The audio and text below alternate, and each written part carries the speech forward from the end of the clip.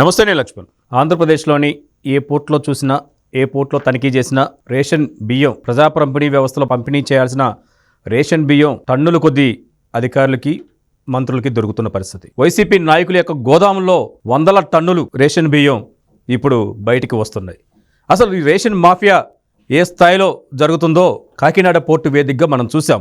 కాకినాడ పోర్టులో ఇప్పుడు కట్టుదిట్టమైన చర్యలు చేపట్టడంతో ఇప్పుడు యూటర్న్ తీసుకొని విశాఖపట్నం పోర్టుకి, మిగతా తదితర పోర్టులకి రేషన్ మాఫియా రేషన్ బియ్యాన్ని తరలిస్తున్న పరిస్థితి అయితే కనిపిస్తుంది.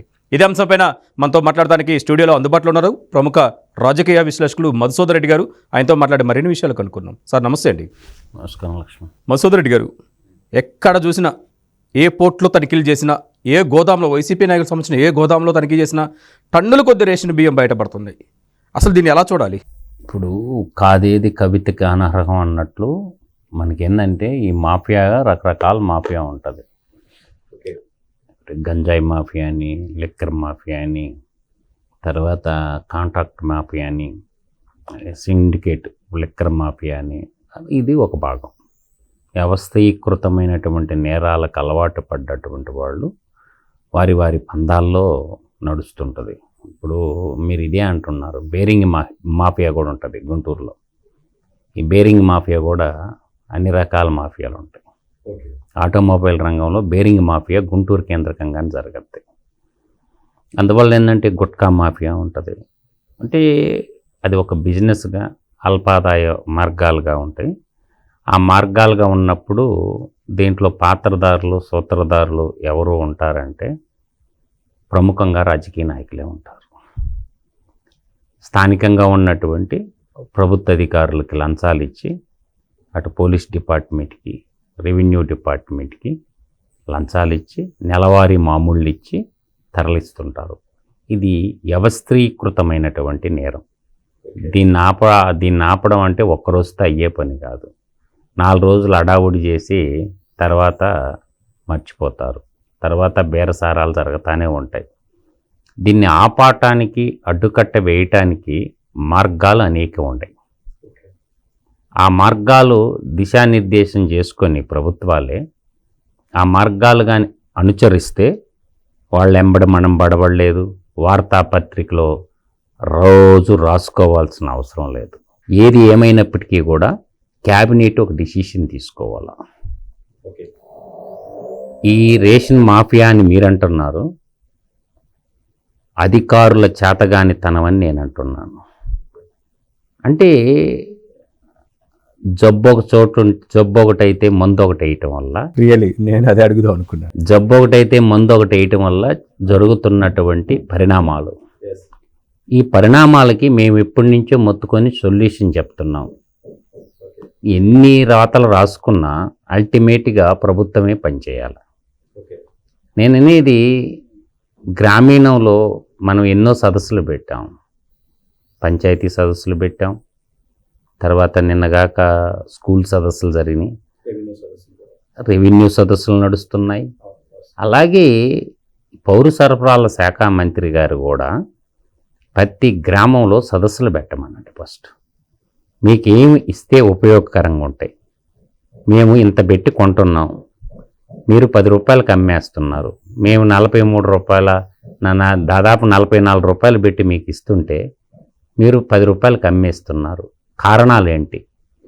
ఈ కారణాలను అన్వేషించకుండా నేను పట్టుకున్నాను అని అంటే ఈ పోర్టు కాబట్టి ఇంకో పోర్టు అంటే, నేను అందుకే చెప్పిన కాదేది కవితకి అనర్హం అని.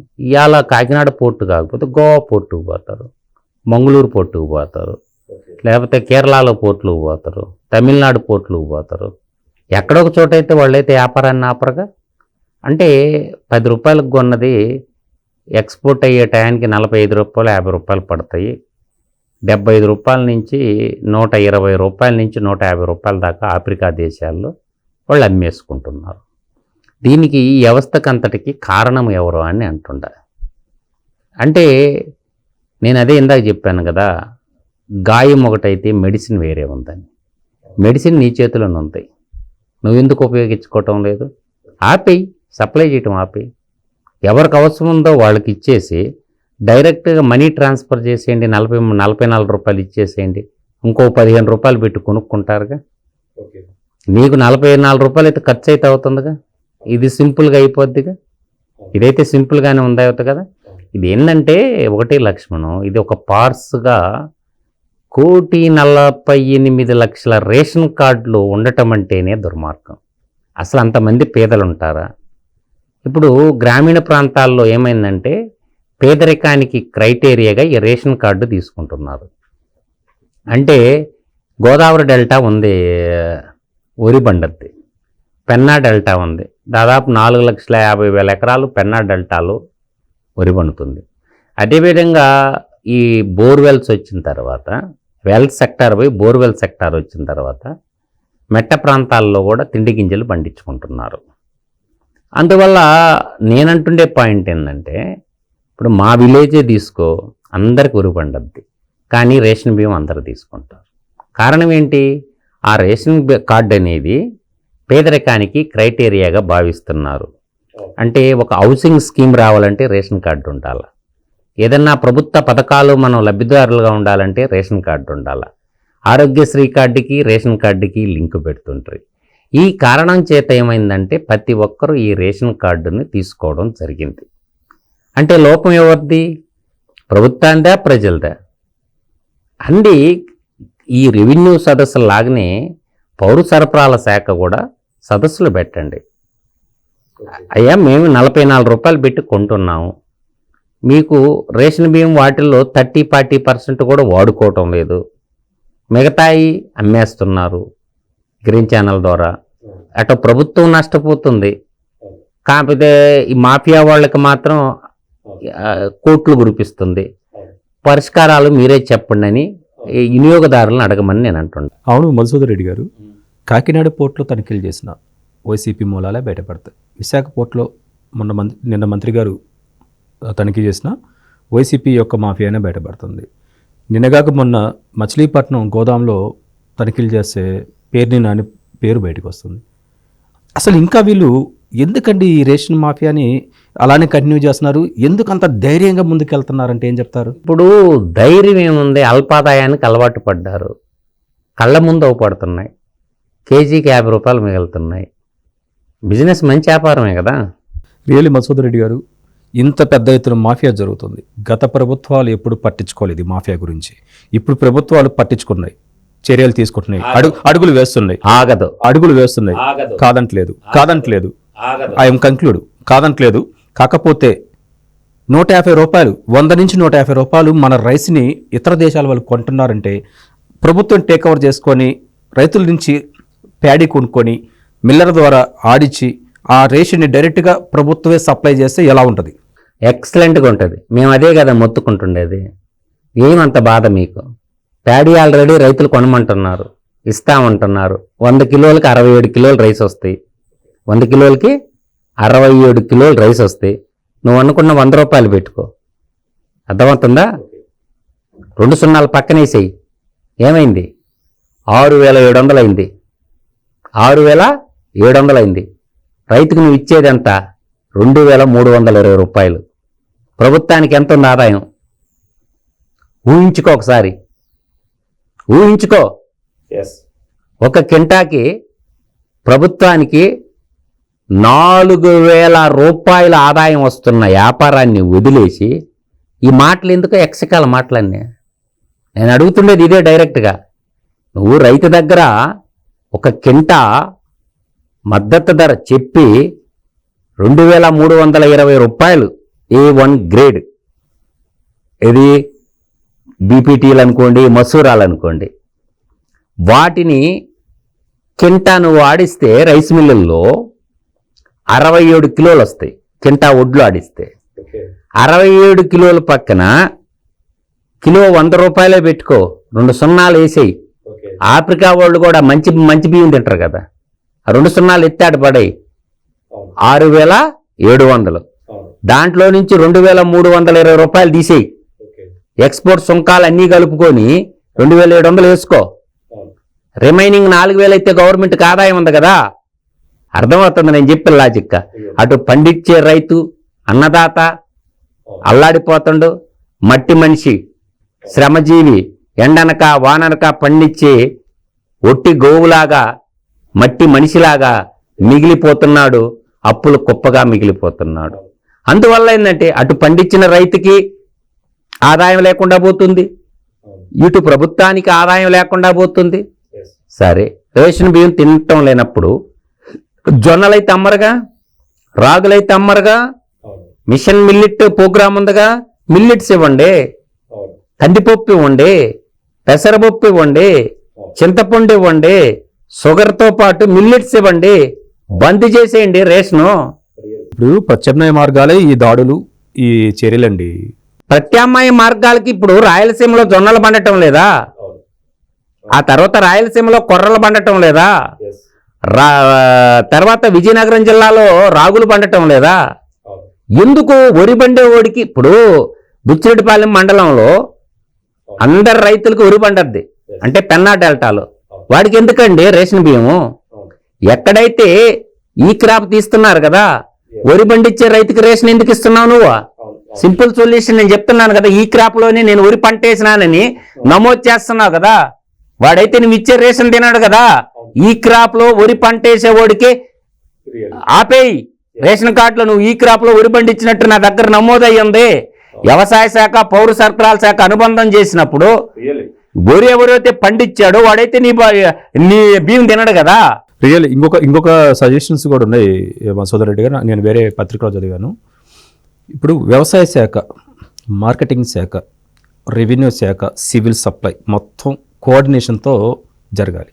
మరి ఈ శాఖలో సిబ్బంది అంతా ఎక్కువగా ఉన్నారా? ఎందుకు లేరు సిబ్బంది అన్నారు? సమన్వయ లోపం. 4 శాఖలు మీరు అంటుండేదే 5వ శాఖ, నేను 4 శాఖలు చెప్తాను మీకు. నాకు తెలియంది ఏంది, నాకు హార్టికల్చర్ ఉంది, వ్యవసాయం ఉంది, ఏదో టీవీ ముందు కూర్చొని మాట్లాడతాను. నేను చెంగత్త పార తీసుకొని ఓడి చెక్కి ఓడి చెక్కమను, ఓ ఉదయం వంగితే సాయంత్రం దాకా చెంగత్త చెక్కుతా, గట్టు చెంగత్త ఎలా చెక్కాలో. మేమేం వ్యవసాయం చేయని వాళ్ళం కాదు. పొగాకు పండించినాం, మిర్చి పండించినాం, మినుములు పండించినాం, కందులు పండించినాం, రకరకాల ఇవాళ నిమ్మ తోట ఉంది ఆల్రెడీ. అందువల్ల నాకు తెలియని భాగవతం కాదు. అందువల్ల నేను అంటుండే పాయింట్ ఏంటంటే, వ్యవసాయ శాఖ, అగ్రికల్చర్, వ్యవసాయ శాఖ అంటేనే అగ్రికల్చర్ శాఖ, హార్టికల్చర్ శాఖ, సెరికల్చర్, మార్కెటింగ్ శాఖ, పౌర సరఫరాల శాఖ, ఇవన్నీ మిళితమయ్యి ఒక ప్రోగ్రాం తయారు చేసుకొని, నేను అన్నది వ్యాలిడ్ పాయింటా కాదా లక్ష్మణ్ నాకు చెప్పండి. నేను గతంలో చెప్పా, మినీ రైస్ మిల్స్ వచ్చుండయి, రైతుల దగ్గర ప్యాడీ కొనొద్దు, మినీ రైస్ మిల్లులు సప్లై చేయండి, వాళ్ళ దగ్గర రైస్ కలెక్ట్ చేయండి. ఈ పాయింట్ ఇచ్చాం కదా. మధు గారు, ఇప్పుడు ఎట్లయినా వాలంటరీ వ్యవస్థను తీసుకురావాలంటున్నారు, వాళ్ళు డిమాండ్ చేస్తున్నారు. వాలంటరీ వ్యవస్థని మనం ఈ రేషన్ అంటే ప్యాడీ ప్రొక్యూర్మెంట్ కానీ, లేకపోతే ప్యాడీని ప్రాసెస్ కానీ ఏదైనా వాళ్ళని దానికి వినియోగించుకుంటూ వాలంటరీ పంచాయతీరాజ్ వ్యవస్థ ఉండగా ప్రతి వార్డుకి ఒక మెంబర్ ఉంటారండి, వార్డు నెంబరు. ఆయన ఏం పెరిగి కట్ల కడుతుంటాడు వార్డు నెంబరా? వాళ్ళ వార్డు గురించి ఆయన పెట్టించుకోడా? ఇప్పుడు రాజ్యాంగబద్ధమైనటువంటి వ్యవస్థ ఉంది మనకి, పంచాయతీరాజ్ వ్యవస్థ. అది ఇండియన్ కాన్స్టిట్యూషన్ బాడీ. వార్డు మెంబర్కి తెలియకుండా వీడికేం పని ఆడ గ్రామాల్లో? ఇప్పుడు డ్వాక్రా సంఘాలు ఉన్నాయి, డ్వాక్రా సంఘాలకు ఇచ్చేయండి. ఇప్పుడు ఆడవాళ్ళు ఉన్నారు కదా, డ్వాక్రా సంఘాలు లేని గ్రామం ఏదో నాకు చెప్పండి. ప్యాడీ డ్వాక్రా సంఘాలు కలెక్షన్ చేస్తుంటాయి, వాళ్ళ అకౌంట్ లో డబ్బులు ఉంటే అకౌంటబిలిటీ కూడా ఉంటది. వార్డు మెంబర్ కూడా ఒక విధులు ఆయన గుర్తు చేసినట్టు ఇలాంటి బాధ్యత. పంచాయతీరావు వార్డు మెంబర్ ఉన్నాడు కదండి, పెరిగి కట్ల కట్టే పనే ఉంది. వాళ్ళు వాలంటీర్లు ఏం పని? దరిద్రం వాలంటీర్లు. నేను గ్రామంలో నేను అంటుండేది, డ్వాక్రా సంఘాలు ఉన్నాయి, 15 మంది 10 మంది గ్రూపుగా మహిళా మనులు ఉన్నారు, మన తెలుగు తల్లి ముద్దు బిడ్డలు ఉన్నారు. ఆడవాళ్ళకి ఇచ్చేసేయండి డబ్బులు, మీరు ఏ కొనాలన్నా కొనేయండి అమ్మా, మేము తీసుకుంటామని గవర్నమెంట్ ని మార్కెటింగ్ శాఖ కొనమనండి. గిడ్డంగులు లేవు. ఇప్పుడు పంచాయతీరాజ్ మినిస్టర్ అయినటువంటి, రాష్ట్ర ఉప ముఖ్యమంత్రి అయినటువంటి పవన్ కళ్యాణ్ గారు ఏం చేయాలా? టెండర్లు పిలిచేసి గిడ్డంగులు ఇచ్చేసేయండి. ఆ ఊరు కెపాసిటీ ఎంత అంటే, అగ్రికల్చర్ వాళ్ళు, అగ్రికల్చర్ డిపార్ట్మెంట్ లో ఉన్నటువంటి అధికారి ఎవరైతే ఉన్నారో, ఎంత పండద్ది వరి ఎంత పండద్ది, మినువులు ఎంత పండతాయి, ఒక స్టాటిస్టిక్స్ డిపార్ట్మెంట్ ఉంటది. ఏం పెరిగి కట్ల కడతారు స్టాటిస్టిక్స్ డిపార్ట్మెంట్. కాబట్టి తయారు చేసి ద వర్తాపు నేను అన్నాను కదా ఎన్ఆర్జీఎస్లో కల్లాలు ప్రతి గ్రామాన్ని ఒక యూనిట్గా తీసుకొని నన్ను ఏం చేయాలా, ఒక గిడ్డంగులు కట్టండి పంచాయతీరాజ్ వ్యవస్థ కింద. ఇన్ని కోట్లు ఖర్చు పెడుతున్నప్పుడు గ్రామ గిడ్డంగులు కట్టేసేయండి. సేకరించిన ధాన్యం అక్కడ పట్టుకుంటారు. తద్వారా మీరు అక్కడ లారీలు వస్తాయి, దాంట్లో వేసుకుంటారు, పోతారు. లక్ష్మణం ఎత్తండి, మిల్లెట్లు ఎత్తండి. 1 కేజీ స్మగ్లింగ్ అయితే అప్పుడు అడగండి నన్ను. అందువల్ల ఏంటంటే ఆలోచన చేసుకోండి. 4 శాఖలు ఏదైతే చెప్పినానో, మార్కెటింగ్ శాఖ, గిడ్డంగుల శాఖ, మార్కెటింగ్ శాఖల అంతర్భాగం గిడ్డంగుల శాఖ, తర్వాత ఉద్యానవన శాఖ, తర్వాత నీకేం చెప్పాను నేను, వ్యవసాయ శాఖ, హార్టికల్చర్, సెరికల్చర్, ఇవన్నీ కూడా. మత్స్య శాఖ కూడా గ్రామాల్లో చెరువుల్లోది, అది కూడా మత్స్య శాఖ కూడా దాని కిందకే ఉంటది. అంటే ఎంతో సంపద ఉన్నటువంటి సకల సంపదల కల్లా ఈ దేశంలో దరిద్రం ఎట్లా ఆయరా అన్నదానికి ఇది ఒక మనం చెప్పుకుంటా పోతే చాంతాడంత ఉంటది. అందువల్ల నేను అంటుండేది ఏంటంటే లక్ష్మణ్ గారు, అరణ్య రోదనగా మిగలకూడదు. సలహాలు తీసుకొని పరిష్కార మార్గాల వైపు మళ్ళాల. అందువల్ల ఏంటంటే ఇప్పుడు నేను ఎప్పుడో చెప్పిన, ఏపీఎస్ ఆర్టీసీ బస్సులు ఖండమైన బస్సులు ఏవైతే ఉన్నాయో వాటిని మార్కెటింగ్ శాఖ, హార్టికల్చర్, కూరగాయలు ట్రాన్స్పోర్ట్ పెట్టుకోండి, చాలా ఆదాయం వస్తుందని చెప్పా. అంటే కూరగాయలు, టమాటాలు పండిస్తారు, పచ్చిమిర్చి, బెండ అన్ని హార్టికల్చర్ పండిస్తారు కదా. ఏపీఎస్ఆర్టీసీ కార్గో ఎందుకు పెట్టదు? గ్రామాలు తిరిగి పోతా ఉంది కదా. ఏపీఎస్లో వెజిటబుల్స్ ట్రాన్స్పోర్టేషన్ కూడా ఒక రంగం పెట్టుకుంటే ఎంతమందికి డ్రైవర్లకు ఉద్యోగాలు వస్తాయి? గ్రేడింగ్ చదువుకున్నటువంటి వ్యవసాయం అంటే 10th అయిపోయిన తర్వాత డిప్లొమా చదువుకున్నటువంటి బోల్డ్ మంది ఉన్నారు. అందువల్ల ఏంటంటే అన్ని శాఖల సమన్వయ లోపం వల్ల జరుగుతున్నటువంటి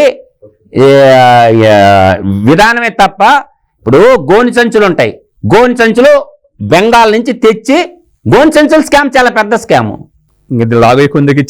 చాలా ఉందన్నమాట. రెవెన్యూ శాఖ మంత్రి సదస్సులు ఏ విధంగా పెట్టిండో, పౌర సరఫరాల శాఖ మంత్రి కూడా గ్రామ సదస్సులు పెట్టండి, ప్రజలే అడిగితే ఇవ్వమంటుండా. అదే విధంగా వరి పండించేటటువంటి ఈ క్రాప్ వాళ్ళకే రేషన్ బంద్ చేయండి. వైట్ కార్డు ఉండాలా, అంటే గృహ నిర్మాణంలో కావాలా, ఆరోగ్యశ్రీలో కావాలా, ఈడబ్ల్యూఎస్సీ సర్టిఫికేట్ కావాలా, అదొక క్రైటీరియా ఉంది కాబట్టి దాని నుంచి తప్పించాలా. అందువల్ల ప్రజలందరూ వైట్ రేషన్ కార్డు తీసుకుంటుండేది దానికి పథకాలకు వర్తించదు, ఇళ్ల పథకానికి వర్తించదు, పిల్లోడు ఈడబ్ల్యూఎస్సీ సర్టిఫికేటు. అందువల్ల పేదరికాన్ని కొలమానంగా రేషన్ కార్డు పెట్టుకున్నారు. అక్కడి నుంచి ప్రక్షాళన జరగాల, ఈ మాఫియా పీస మనసాలనేదే నా యొక్క భావన. ఇది మొత్తానికైతే శాఖల సమన్వయంతో రేషన్ మాఫియాని పూర్తిగా తుదముట్టొచ్చు. ప్రత్యామ్నాయ మార్గాలు కూడా కూటమి ప్రభుత్వం ఆలోచించాలని చెప్పి చర్చ ద్వారా అర్థమవుతుంది. మరొక అంశంతో మళ్ళీ కలుద్దాం.